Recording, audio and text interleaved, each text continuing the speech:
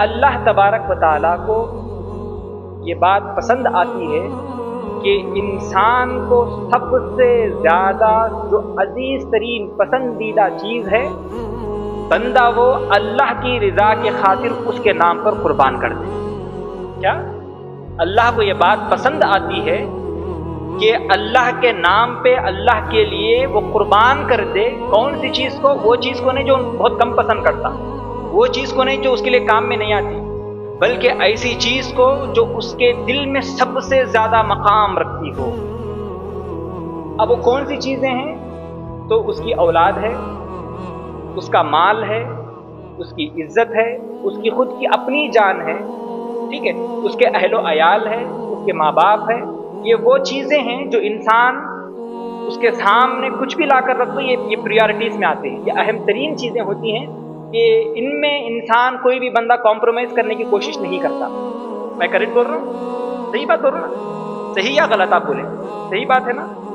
تو اللہ بھی یہ چاہتا ہے کہ اے بندوں، یہ ساری جو نعمتیں میں تمہیں دے رہا ہوں، اب اللہ یہ دیکھنا چاہتا ہے کہ تم میں وہ کون ہے جو میرے نام پر تم میں سے سب سے زیادہ عزیز ترین چیز کو میرے نام پر قربان کرتے ہو۔ تو یہی سبق سکھانے کے لیے کہ کس طرح اپنی عزیز ترین شے کو اللہ کے نام پر قربان کرتے وقت ہچکچاہٹ پیدا نہ ہو دل میں، یہ تمہیں سکھانے کے لیے اللہ تبارک و تعالیٰ نے اس قربانی کے سسٹم کو مسلمانوں میں لایا ہے۔ وہ کیسے؟ اس وجہ سے کہ جانور تو فری میں نہیں آتا، تو جانور خریدنا ہے تو آپ کو کیا کرنا ہوگا؟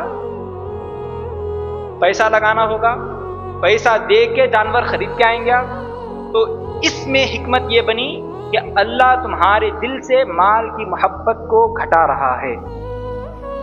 پہلی بات سمجھ آ گئی؟ مال کی محبت کو تمہارے دل سے نکال رہا ہے، اور یہ بتا رہا ہے کہ بندوں جان لو کہ جس مال کے پیچھے تم ساری زندگی لگا دیتے ہو، میرے پاس اس مال کی کچھ بھی حیثیت نہیں ہے۔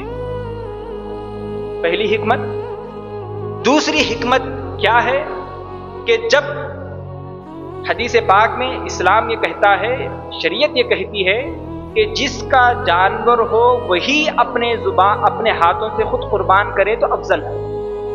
اگر قربان کرنے نہیں آتا، ذبح کرنے نہیں آتا، تو پھر ایسی صورت میں جس کو آتا اس کو آگے بڑھائے، لیکن افضل یہ ہے کہ جس کا جانور ہے وہ خود ذبح کرے، ٹھیک ہے۔ اب دیکھیں، اللہ تبارک و تعالی یہ بتانا چاہتا ہے کہ جس جانور کو تم خرید کر لائے ہو، دوسری حکمت بتانے جا رہا ہوں قربانی، کہ جس جانور کو تم پیسہ دے کر خرید کر لائے ہو اور جسے تم رکھ کر اس کی دیکھ بھال کرتے ہو، یہاں تک کہ اسلام یہ کہتا ہے کہ اللہ کے نام پر خریدا ہوا جانور ہو، بکری ہو، گائے ہو، تو اس کا دودھ نتھار کر بھی تم پی نہیں سکتے۔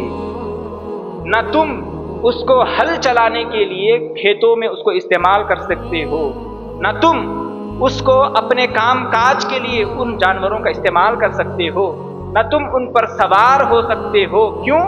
کیونکہ تم نے اس جانور کو خدا کے نام پر خریدا ہے۔ اب وہ جانور بظاہر تمہاری ملکیت میں ہے، لیکن چونکہ وہ اس کی نسبت اب خدا کی طرف کر دی گئی ہے، تو لہٰذا اب تم اس کو اللہ کی راہ میں قربان کرنے کے علاوہ اس سے کچھ بھی تم کام نہیں لے سکتے۔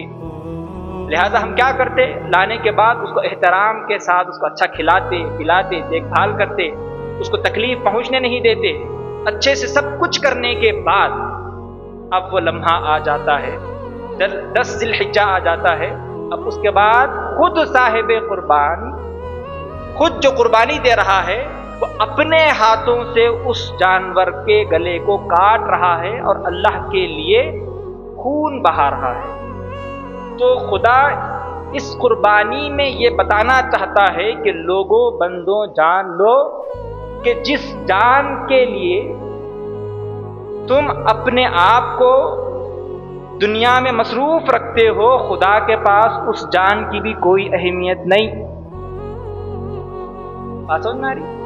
انسان جو خود کو اپنی جان کی حفاظت کے لیے، اپنے خود کو اچھا رکھنے کے لیے ساری کوششیں دنیا بھر کرتے پھرتے ہیں، لیکن اللہ یہ بتانا چاہتا ہے قربانی کے جانور کو کٹا کر آپ کے خود ہاتھوں سے کہ آخر یہ سمجھ لو، جان لو کہ اے بندوں، بظاہر یہاں پر جانور کٹ رہا ہے، لیکن خدا کا مقصد یہ ہے کہ اللہ تبارک و تعالیٰ تمہارے دل سے دنیا کی محبت کو کاٹنا چاہتا ہے، تمہارے دل سے دنیا کی محبت کو ختم کرنا چاہتا ہے، اور یہ بتانا چاہتا ہے کہ اللہ کے نام پر جب مر مٹنے کی باری آئے تو ہچکچاہٹ کا شکار نہیں ہونا، جب خدا کے نام پر مال لٹانے کی باری آئے تو گھبرانا نہیں، جب خدا کے نام پر خود کو، اہل عیال کو قربان کرنے کی باری آئے تو پیچھے ہٹ نہیں جانا، جب وقت آئے تو ابراہیم علیہ السلام کا جگر لے کر اپنی اولاد کو اللہ کے راہ میں قربان کرنے کے لیے تیار ہو جانا۔